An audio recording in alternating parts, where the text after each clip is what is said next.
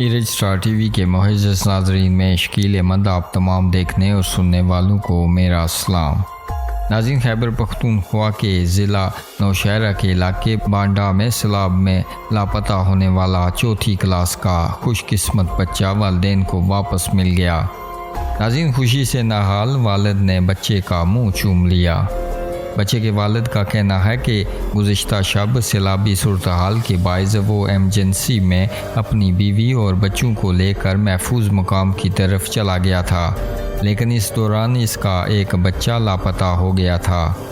सुबह बच्चे की तलाश के लिए वापस आया तो इंतज़ामिया और रेस्क्यू की मदद से बच्चा वापस इसी इलाके से मिल गया जहां इनका घर था। नाज़रीन, आप भी अपनी राय का इजहार कीजिएगा इस खबर के हवाले से और मज़ीद खबरों और अपडेट्स के लिए हमारे इस चैनल को सब्सक्राइब कीजिएगा।